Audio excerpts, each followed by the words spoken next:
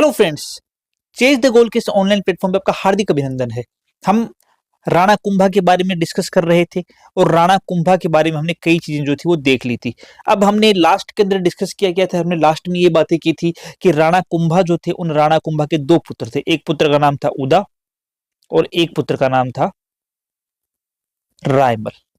ठीक है, राणा कुंभा के दो पुत्र थे, एक का नाम था उदा, एक का नाम था रायमल। अभी तक अगर आपने राणा कुंभा के बारे में कोई भी जानकारी हासिल नहीं की है तो आप जाकर के हमारी यूट्यूब चैनल पे देख सकते हैं। वहां पर हिस्ट्री के अंदर सारी की सारी क्लासेज जो है वो अपडेटेड हैं, तो आप जाकर के वहां पर मेवाड़ के बारे में जितना अभी कुछ बताया गया है वो सारा डिटेल से वहां पे देख सकते हैं। उसके बाद आप इस वीडियो को देखेंगे तो आपको चीजें समझने में आसानी होंगी। तो राणा कुंभा जो है, उन राणा कुंभा के दो पुत्र थे, एक का नाम था उदा, एक का नाम था रायमल। एक राणा कुंभा की पुत्री भी थी। पुत्री का नाम क्या बताया था? पुत्री का नाम हमने बताया था रमाबाई।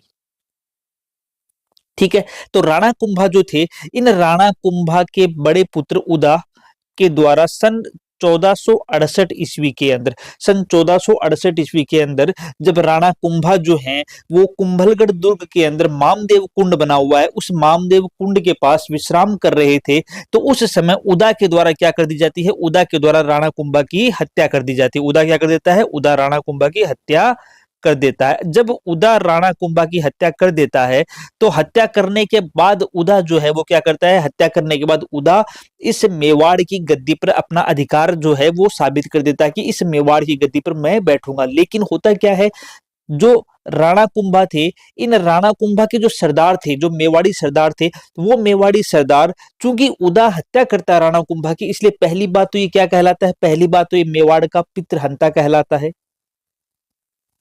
मेवाड़ का पितृहंता कौन है? मेवाड़ का पितृहंता उदा। उदा कौन है? उदा मेवाड़ का पितृहंता। किसकी हत्या करता है? राणा कुंभा की हत्या करता है। कब करता है? 1468 ईस्वी में करता है। कौन से किले में करता है?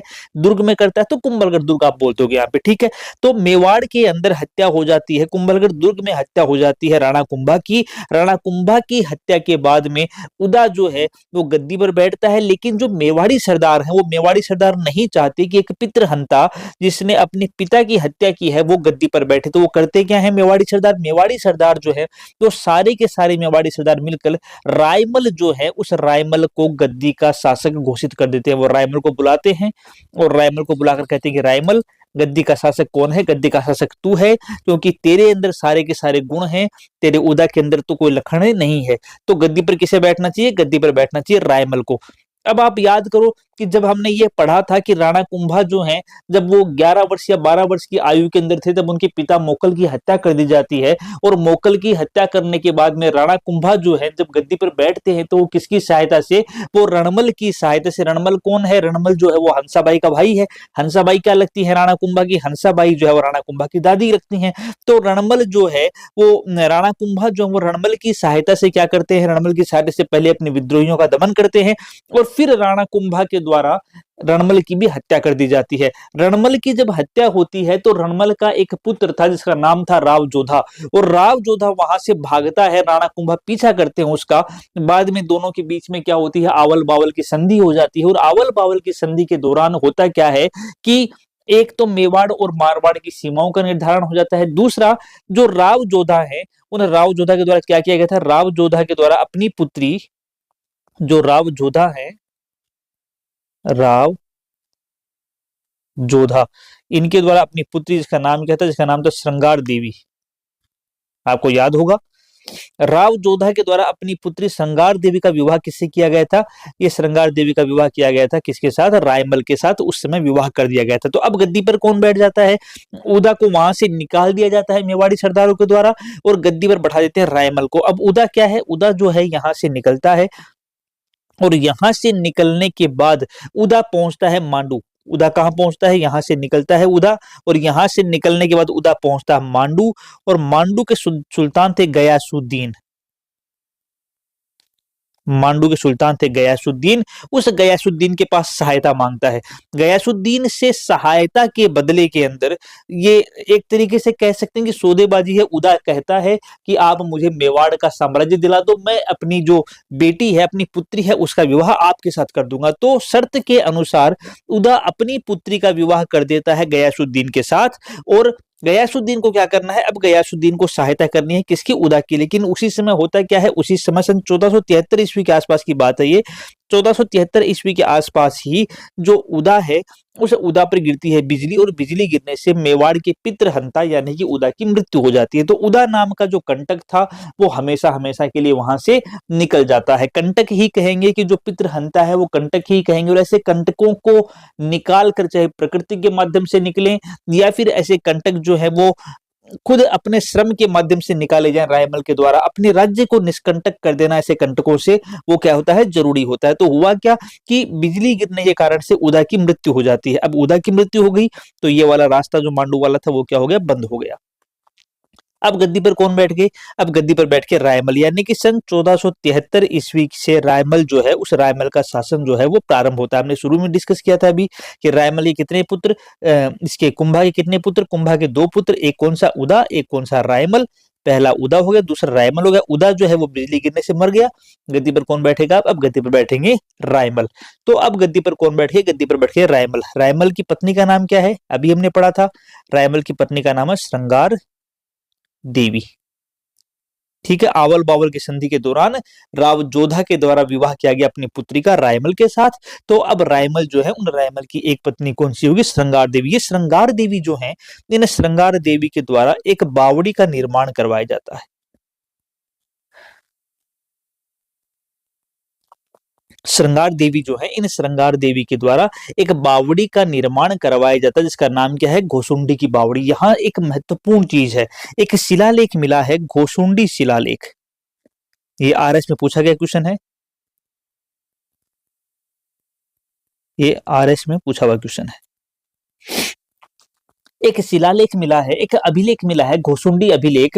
तो घोसुंडी अभिलेख क्या कहता है, घोसुंडी अभिलेख ये बताता है कि 2री शताब्दी ईसा पूर्व राजस्थान के अंदर भागवत या वैष्णव धर्म का प्रचलन था। तो ये क्या बताता है, ये बताता है कि 2री शताब्दी जो है, 2री शताब्दी पूर्व राजस्थान में भागवत ओब्लिक वैष्णव धर्म का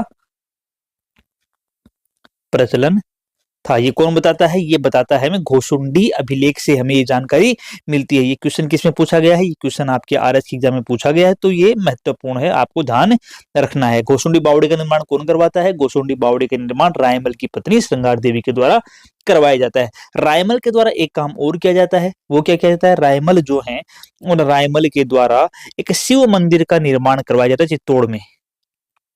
जो रायमल है, उन रायमल के द्वारा चित्तौड़ में अद्भुत शिव मंदिर का निर्माण करवाया जाता है। अद्भुत नाम ही है उसका, अद्भुत शिव मंदिर। तो रायमल के द्वारा क्या करवाया जाता है, रायमल के द्वारा एक शिव मंदिर का निर्माण करवाया जाता है जिसका नाम क्या है, जिसका नाम है अद्भुत शिव मंदिर। क्लियर है यहां तक। अब हुआ क्या कि जो रायमल है, इन रायमल की हुई 3 संतानें। ठीक है, कौन कौन सी हुई, एक पृथ्वीराज सिसोदिया, क्योंकि सिसोदा ठिकाने से उठे में इसलिए सिसोदिया। दूसरा संग्राम सिंह, और तीसरा जगमाल।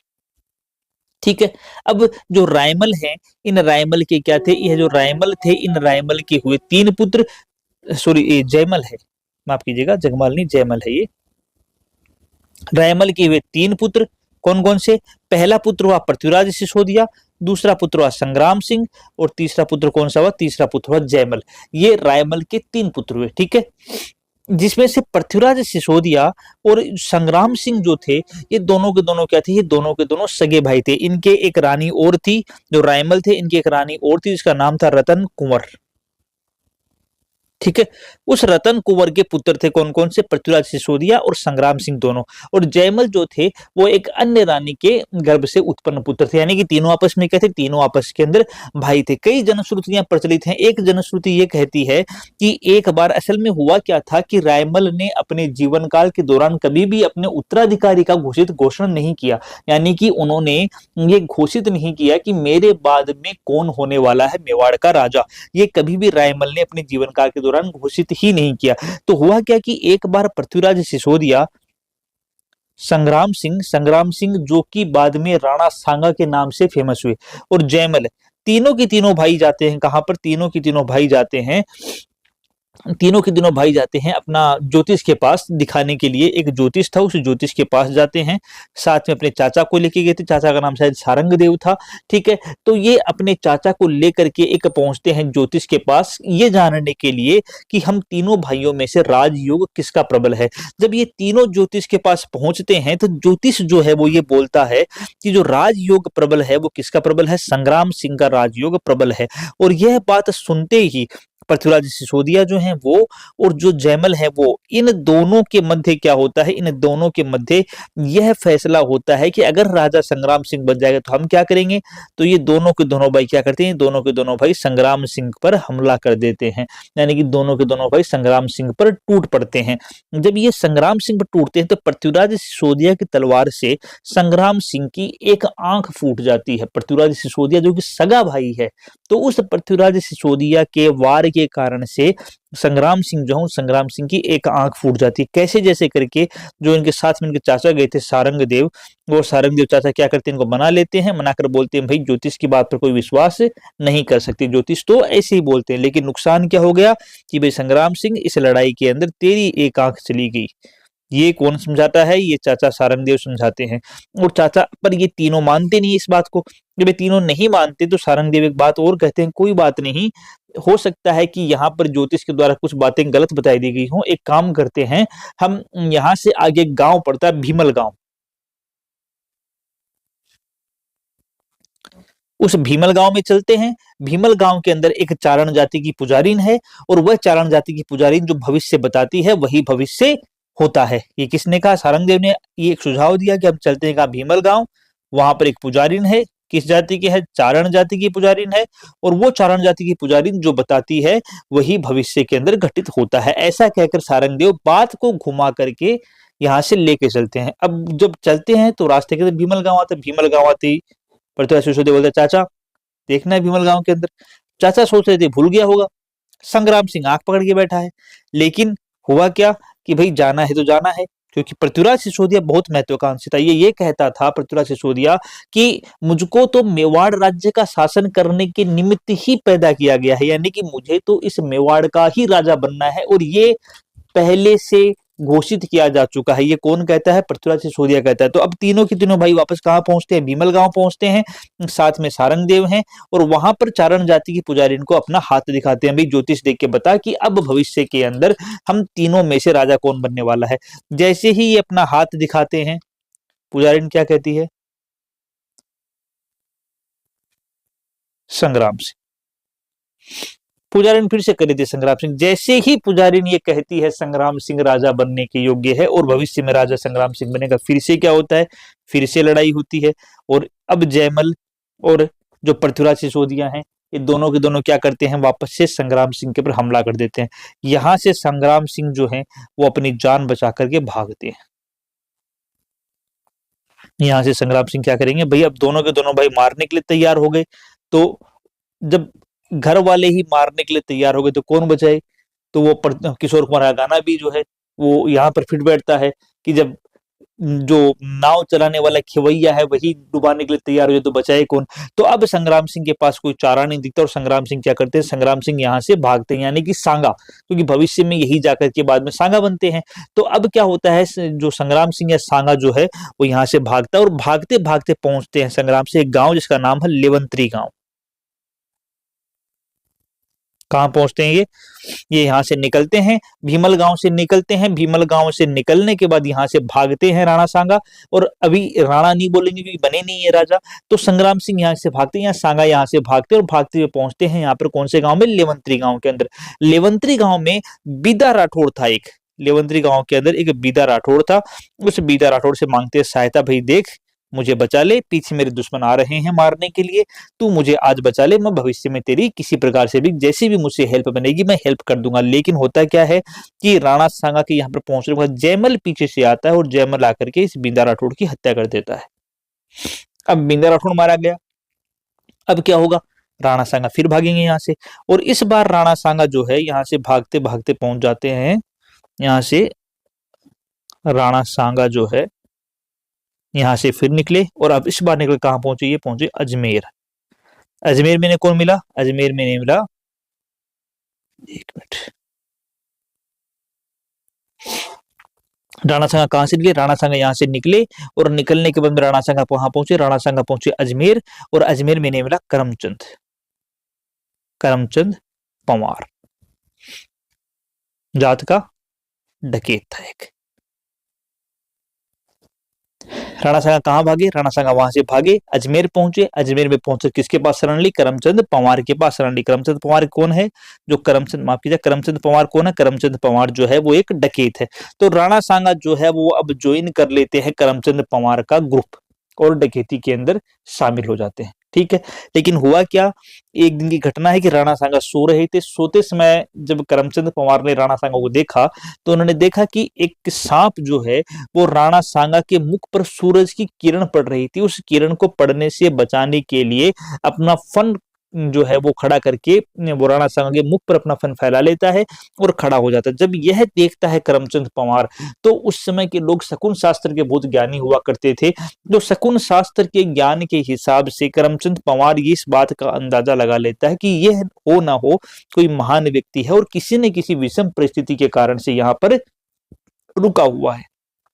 तो राणा सांगा जो है वो विश्राम करने के बाद जब उठते हैं तो करमचंद पंवार उनसे सारी बातें पूछता है, और जब करमचंद पंवार सारी बातें उनसे पूछता है तब करमचंद पंवार को पता चलता है कि मेरे पास जो डकैत बनकर ठहरा हुआ वो कोई डकैत ना होकर के राणा रायमल का पुत्र है, जो कि किसके राजा है, मेवाड़ के राजा हैं। ये किसको पता चलता है, ये करमचंद पंवार को पता चलता है। उधर पीछे से स्टोरी क्या होती है, अब पीछे से स्टोरी ये होती है कि अब राणा सांगा जो है वो तो कहाँ चले गए, वो तो करमचंद पंवार के पास चले गए, यानी कि अब मुख्य भूमिका से हट गए। बचे कौन, दो भाई, अब दो ही भाई बचे वहां पर। एक कौन बचा, एक बचा आपका पृथ्वीराज सिसोदिया,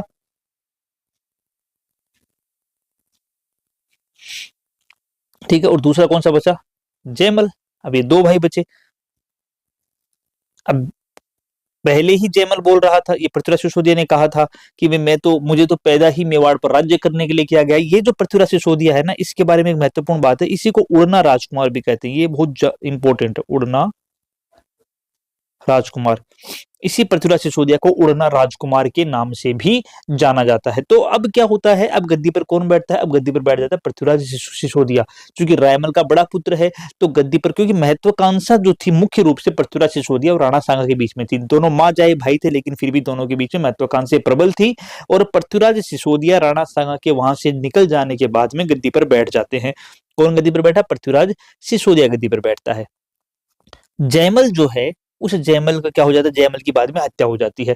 एक घटनाक्रम का विवरण मिलता है। घटनाक्रम का विवरण क्या मिलता है, घटनाक्रम का विवरण ये मिलता है कि मालवा का सुल्तान गयासुद्दीन खिलजी, जिसके पास उदा गया था सहायता मांगने के लिए, वो गयासुद्दीन खिलजी जो है वो नागौर जो है, उस नागौर की एक जागीर हुआ करती थी टोडा, जो नागौर है उस नागौर की एक जागीर हुआ करती थी टोडा, ठीक है। उस टोडा जागीर जो है, उस टोडा जागीर पर कौन हमला करता है, उस टोडा जागीर पर हमला करता है गयासुद्दीन खिलजी। गयासुद्दीन खिलजी कहां हमला करता है, गयासुद्दीन, गयासुद्दीन हमला करता है टोडा जागीर पर। जब टोडा जागीर पर हमला करेगा तो टोडा जागीर पर उस टाइम किसका राज था, उस टाइम पर राव सुल्तान का राज था। यहाँ पर राजा था, यहाँ पर राव सुल्तान। राव सुल्तान की एक पुत्री थी जिसका नाम था ताराबाई, ठीक है। तो हुआ क्या है यहाँ पर कि अब गयासुद्दीन खिलजी, ये एक दूसरी भूमिका चल रही है कि जयमल के साथ क्या होता है। तो हुआ क्या कि राव सुल्तान जो था, उस राव सुल्तान की एक पुत्री थी जिसका नाम था ताराबाई। तो अब टोडा जागीर पर चूंकि गयासुद्दीन खिलजी का अधिकार हो गया, तो जो राव सुल्तान है ये घोषणा करते हैं कि अगर कोई मुझे मेरे टोडा रियासत पर वापस अधिकार दिला दे तो उसके साथ अपनी पुत्री ताराबाई का विवाह कर दूंगा। जयमल ये बात सुनता है। जयमल पहुंचता है कहां पर, जयमल पहुंचता है राव सुल्तान के पास। वो बोलता है कि मेरा विवाह कर दो आपकी पुत्री ताराबाई के साथ, मैं आपको टोडा जागीर दिलवा दूंगा। लेकिन राव सुल्तान बोलते पहले काम करके बता, उसके बाद में ही पुत्री का विवाह तेरे साथ करूंगा। तो इस बात पर दोनों में अनबन होती है। जब इस बात पर दोनों के अंदर अनबन हो जाती है तो उस अनबन के कारण से राव सुल्तान जो है वो क्या कर देते हैं, जयमल की हत्या कर देते हैं। हत्या किसने कर दी, हत्या कर दी राव सुल्तान ने किसकी भाई? जयमल की हत्या कर दी। तो जयमल गया यानी कि एक भाई चला गया। बचे कौन? दो, पृथ्वीराज सिसोदिया और राणा सांगा। अब ये खबर पहुंचती है किसके पास? पृथ्वीराज सिसोदिया यानी कि उड़ना राजकुमार के पास कि भाई टोडा रियासत पर तू अगर अधिकार करवा देगा तो ताराबाई का विवाह तेरे साथ हो जाएगा। तो अब होता क्या है, जो उड़ना राजकुमार यानी पृथ्वीराज सिसोदिया ये अपने पूरे लाव लश्कर के साथ हमला करता है किसके पर? गयासुद्दीन खिलजी पर। गयासुद्दीन खिलजी को हराता है और टोडा पर अधिकार कर लेता है। और शर्तवश राव सुल्तान जो है वो क्या करता है? अपनी पुत्री ताराबाई जो है उस ताराबाई का विवाह किसके साथ कर देता है? इस ताराबाई का विवाह कर देता है उड़ना राजकुमार के साथ। यानी कि जो पृथ्वीराज सिसोदिया है इसका विवाह हो जाता है किसके साथ? ताराबाई के साथ। ये वही ताराबाई है जिसके नाम पे बाद में हमारे जो अजमेर का किला है, हमारा जो ये किला है, हमारा जो अजमेर वाला किला है उस किले का नाम तारागढ़ किया गया है। ठीक है, ये किसके नाम पर किया गया? क्योंकि उसका जो अजमेर का जो दुर्ग है इसका जो जीर्णोद्धार करवाया गया है उसी जीर्णोद्धार इसके द्वारा ही करवाया गया था, पृथ्वीराज सिसोदिया के द्वारा। कहानी ये मिलती है कि एक बार दोनों ऊंट पर बैठ के जा रहे थे। दोनों जब ऊंट पर बैठ के जा रहे थे तो अजय मेरू दुर्ग नाम था पहले, क्योंकि ये अजय राज के द्वारा बनवाया गया था। तो जब ये अजय मेरू दुर्ग के सामने से निकलते हैं तो उस दुर्ग की दुर्दशा देख करके ताराबाई कहती है कि ये दुर्ग बहुत खराब स्थिति के अंदर है, इसका हमें जीर्णोद्धार करवाना चाहिए। तो पृथ्वीराज सिसोदिया जो है उस दुर्ग का जीर्णोद्धार करवाते हैं और जीर्णोद्धार करवा करके उसका नाम जो है वो अपनी पत्नी ताराबाई के नाम पर उसका नाम क्या करते हैं? तारागढ़। यानी पहले क्या था? पहले जो था अजय मेरू दुर्ग था, अजय मेरू दुर्ग था। अजय मेरू दुर्ग क्यों था? क्योंकि अजय राज ने बनवाया था। लेकिन ताराबाई के कहने पर पृथ्वीराज सिसोदिया के द्वारा जीर्णोद्धार करवाया गया, इसलिए इसका नाम बदल कर दिया गया, तारागढ़ कर दिया गया। तो पृथ्वीराज सिसोदिया का विवाह हो जाता है ताराबाई के साथ। क्यों? क्योंकि पृथ्वीराज सिसोदिया जो है वो टोडा पर वापस अधिकार करवा देता है राव सुल्तान का, और शर्तवश राव सुल्तान जो है वो अपनी पुत्री ताराबाई का विवाह करना पड़ता है किसके साथ? पृथ्वीराज सिसोदिया के साथ। अब एक बार क्या घटित होता है कि पृथ्वीराज सिसोदिया जो है उस पृथ्वीराज सिसोदिया की एक बहन थी जिसका नाम था आनंदाबाई। जो पृथ्वीराज सिसोदिया है इस पृथ्वीराज सिसोदिया की एक सिस्टर भी थी, बहन भी थी। उस बहन का नाम था आनंदाबाई। ठीक है, बहन का नाम क्या था? बहन का नाम था आनंदाबाई। आनंदाबाई की शादी किसके साथ हुई थी? सिरोही के एक शासक थे जगमाल, सिरोही शासक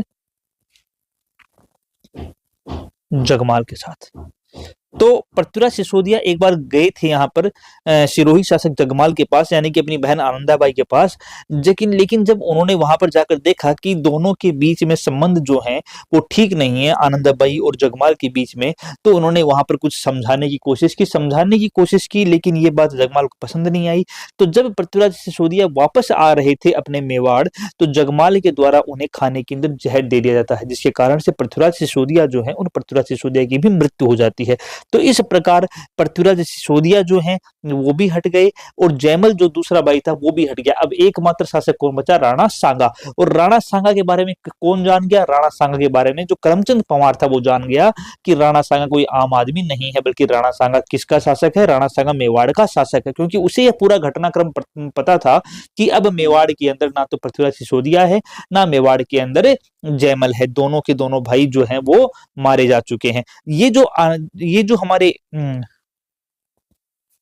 उड़ना राजकुमार हैं, इन उड़ना राजकुमार की 12 खंभों की छतरी बनी हुई है, 12 खंभों की छतरी बनी हुई है। कहां पर? कुंभलगढ़ दुर्ग में। कुंभलगढ़ दुर्ग में। ये क्वेश्चन पूछा हुआ भाई कि जो उड़ना राजकुमार या पृथ्वीराज सिसोदिया है उनकी छतरी कहां पर है? पृथ्वीराज सिसोदिया। तो उड़ना राजकुमार या पृथ्वीराज सिसोदिया जो है इनकी जो छतरी बनी हुई है वो 12 खंभों की छतरी कहां पर बनी हुई है? ये कुंभलगढ़ दुर्ग में है। और अगर ये पूछ लिया जाए कि रायमल की छतरी कहां पर है, तो आप क्या बताओगे? रायमल की जो छतरी है वो है जावर उदयपुर में। रायमल की छतरी कहां पर है? ये जावर उदयपुर में। तो अब क्या हुआ? अब घटनाक्रम हम देख सकते हैं वापस से। हमने 3 भाई बताए थे, पहला बताया पृथ्वीराज सिसोदिया, दूसरा बताया संग्राम सिंह, तीसरा बताया जयमल। जयमल अब नहीं रहा, पृथ्वीराज सिसोदिया अब नहीं रहा, बचा कौन सा? संग्राम सिंह। तो अब जो है वो गद्दी पर कौन बैठेंगे? अब जो है सन 1509 ईस्वी के अंदर, सन 1509 ईस्वी के अंदर गद्दी पर बैठते हैं संग्राम सिंह। किस नाम से हो जाएंगे अब वो? राणा सांगा के नाम से। तो गद्दी पर कौन बैठा? अब गद्दी पर बैठा राणा सांगा। तो अब जो मेवाड़ के शासक आते हैं, वो मेवाड़ के शासक कौन आते हैं? अब मेवाड़ के शासक आते हैं राणा सांगा। तो अब हम बात करेंगे मेवाड़ के शासक राणा सांगा की, यानी कि कह सकते हैं कि 1468 ईस्वी से लेकर के 1473 ईस्वी, ये जो पीरियड था ये उदा का था। 1473 ईस्वी में उदा जो है वो मारा जाता है मांडू के अंदर बिजली गिरने से। तो 1473 से लेकर के 1509 ईस्वी तक गद्दी पर कौन बैठे? रायमल। और 1509 ईस्वी में गद्दी पर कौन बैठते हैं? संग्राम सिंह, यानी कि राणा सांगा। युद्धों का भग्नावशेष गद्दी पर बैठता है। ये सारा का सारा जो घटनाक्रम है ये घटित होने के बाद में राणा सांगा जो है वो अजमेर से आते हैं और अजमेर से आकर के गद्दी पर बैठते हैं और मेवाड़ का राजकाज अपने हाथ में लेते हैं। तो आज की क्लास में हम इतना ही डिस्कस करेंगे। अपनी अगली क्लास के अंदर हम राणा सांगा को डिटेल से डिस्कस करने वाले कि बहुत ही महत्वपूर्ण शासक हैं।